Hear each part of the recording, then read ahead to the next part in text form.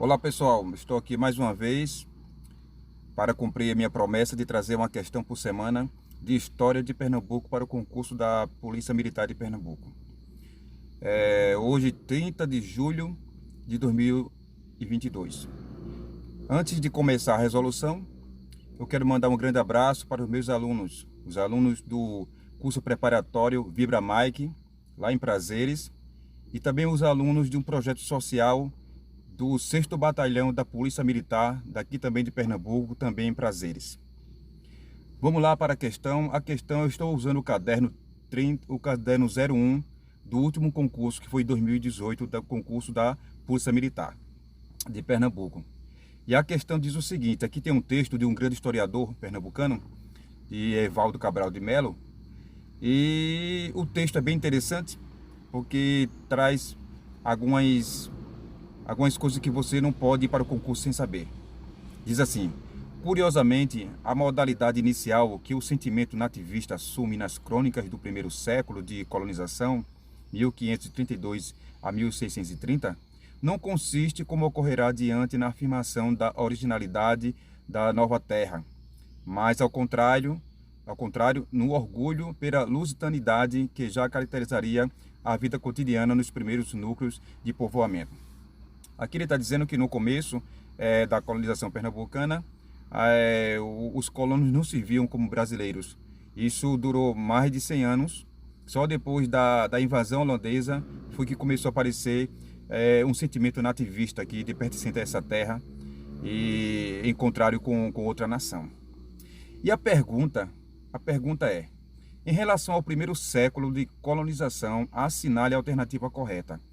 Essa questão é muito interessante porque ela é rica de informações. E eu acho que com essa resolução a gente vai conseguir resolver outras questões se envolver o primeiro século da colonização. Ele quer saber a correta. A letra A diz: a expansão territorial da capitania de Pernambuco se deveu mais ao seu primeiro donatário, Duarte Coelho, que a seus filhos e cunhado, Jerônimo de Albuquerque. Estes se detiveram em consolidar a região habitada. Eu já vi aluno dizendo que escutou alguém dizer que essa questão é verdadeira, que Duarte Coelho foi o cara que fez maior coisa e os seus filhos só fizeram preservar o que ele conquistou. O desconhecimento, está perdoado, porque existe poucas informações sobre a história de Pernambuco, principalmente sobre a capitania no seu primeiro século. E principalmente sobre os filhos de Duarte Coelho. Se você procurar na internet, você vai encontrar quase nada assim. O historiador é que tem essa familiaridade de achar um assunto mais rápido. Então observe bem, pessoal. Duarte Coelho fez um projeto muito agressivo de enfrentar os índios, de trazer pessoas para cá para implantar os primeiros engenhos, trouxe especialistas, trouxe as mudas das canas.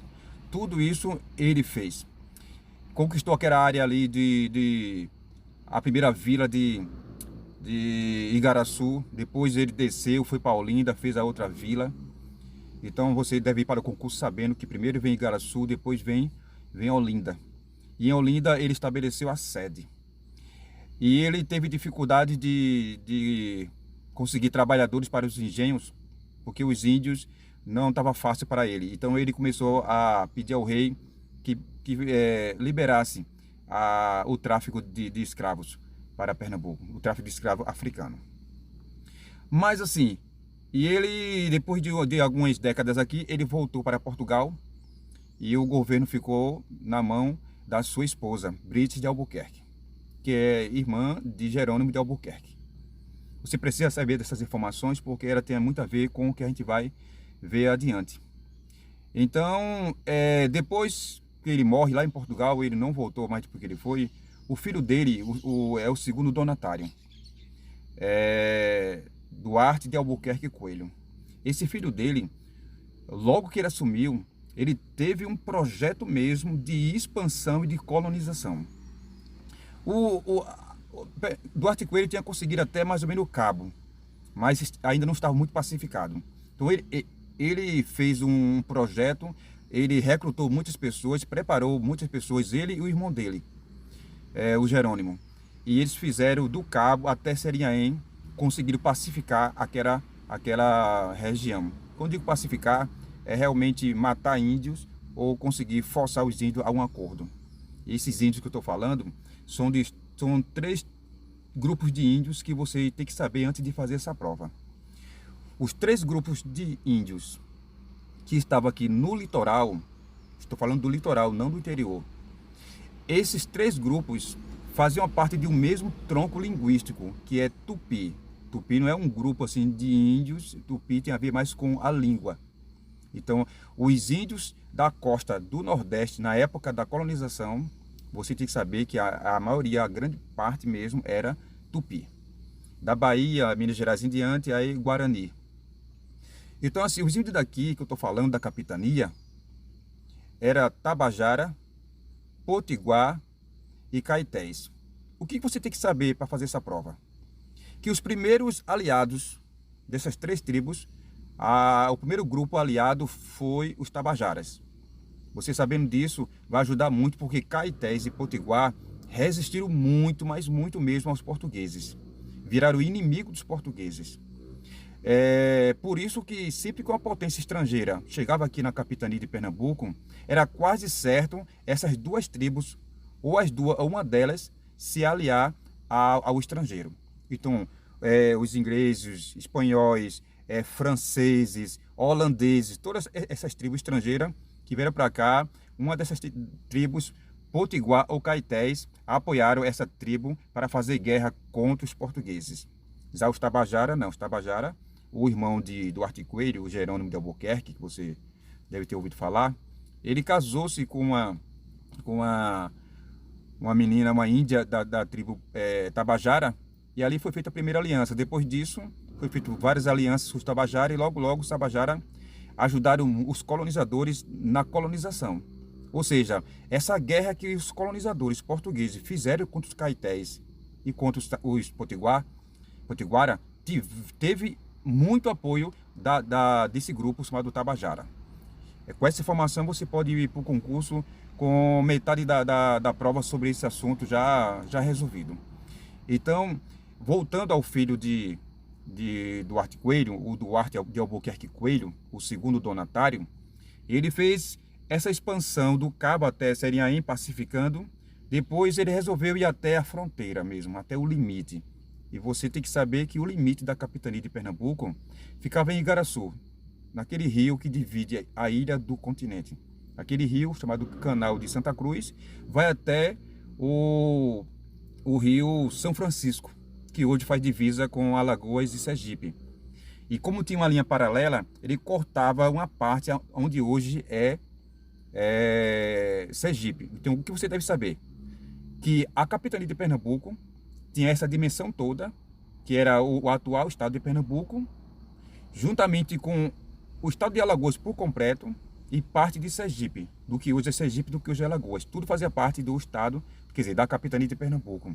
Itamaracá não entra, viu? Itamaracá é outra capitania. Então, cuidado quando for trabalhar essa questão. Então, ele foi até o limite, o filho de Duarte Coelho. Ou seja, foi muito mais do que o próprio pai, donatário. Então, assim, a questão está dizendo que os filhos não fizeram nada. A verdade é que teve neto de Duarte Coelho que foi um pouco relaxado em termos de dar continuidade. Agora, o filho dele mesmo, não se pode dizer isso de Duarte de Albuquerque Coelho. Então, essa letra A está errada e a letra B diz assim: a conquista da porção interiorana da capitania de Pernambuco, principalmente a região designada por sertões, foi facilitada pela docilidade dos grupos indígenas que ali habitavam. Exatamente o contrário. Foi grande dificuldade para povoar o sertão ou o interior, como a turma chamava na época também. Então, enquanto os índios da costa faziam parte de um grupo linguístico chamado Tupi, o grupo linguístico do interior já era outro, é chamado G ou Macro G. Mas os índios de lá, o nome popular era Tapuia, era o nome que os próprios Tupi chamavam eles, e dava ideia que era povo bravo, alguma coisa assim. Então, Tapuia é o nome mais conhecido. Então, os portugueses, quando começaram a expansão, no século XVII principalmente, essa expansão esbarrou-se na resistência desses tapuia. E foi muita guerra mesmo, no fim do século XVII, começo do XVIII. E, inclusive, essa guerra, esse confronto que durou mais de 50 anos, é chamado de Guerra dos Bárbaros. Então, se alguém te perguntar o que é Guerra dos Bárbaros, você vai dizer que foi esse confronto dos colonizadores contra os índios tapuia no interior da capitania de Pernambuco e também de outras capitanias também, que ficaram na fronteira ali. No fim do século XVII e começo do XVIII. Essa é a definição básica de Guerra dos Bárbaros que você tem que saber, porque está também no edital. Então a questão está errada porque está dizendo que foi facilitada pela docilidade dos índios de lá. A letra C, em Igaraçu, ainda na primeira metade do século XVI, os colonos portugueses enfrentaram a resistência dos nativos, que cercaram essa vila por muitos dias, tendo que contar com o apoio dos que habitavam no Itamaracá para romper o cerco indígena. Então, digamos que você não soubesse se isso é verdade ou não, que ainda na primeira metade do século XVI, a vila de Igaraçu foi cercada por indígenas e que os colonos daqui pediram apoio ao pessoal da capitania vizinha, a capitania de Itamaracá, para vencer esse cerco. Digamos que você não saiba disso. Então você pula para D, para ver se você encontra alguma coisa errada, aí facilitar a sua resolução. A letra D diz assim: os franceses foram grandes aliados dos portugueses. Peraí, a gente sabe muito bem que Portugal brigou com todas as nações que queria pisar aqui. Brigou contra os franceses, brigou contra os holandeses, contra ingleses e por aí vai.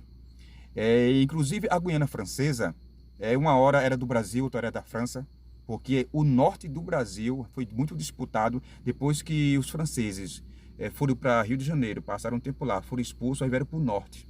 Vieram para o norte, aqui. Inclusive, passaram até aqui em Pernambuco e assaltaram aqui.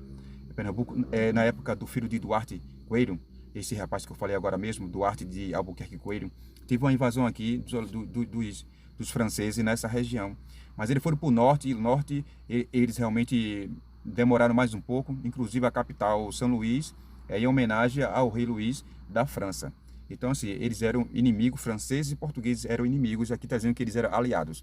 Dizendo assim que em Pernambuco, por exemplo, as tropas dessas duas nações repeliram os caetés. Olha, quem era inimigo dos caetés, sabemos que eram os portugueses. E que os caetés fariam aliança com qualquer nação que fosse contra Portugal.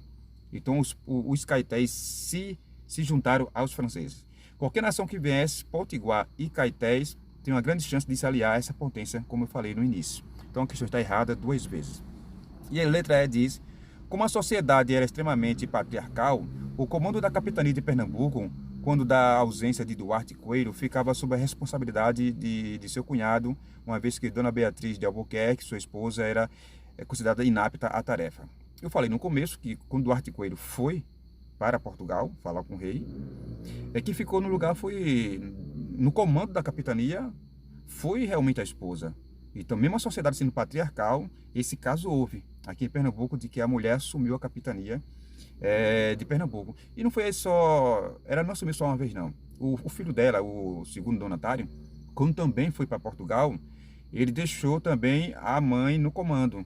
Chegou até a fazer uma procuração mesmo, por escrito, passando o comando para a mãe na ausência dela. Então, assim, a questão está errada. Então, só faltou a C. Então, se você marcaria C, que realmente não foi somente uma vez que houve esse ataque de indígena. Muitos engenhos daqui de Pernambuco, já no comecinho, foram destruídos pelos indígenas. Então, houve muito ataque mesmo e houve essa colaboração com a outra capitania para poder vencer os indígenas. Pessoal, espero ter contribuído de alguma maneira para os primeiros 100 anos da colonização aqui em Pernambuco. Que você se dê bem na próxima prova.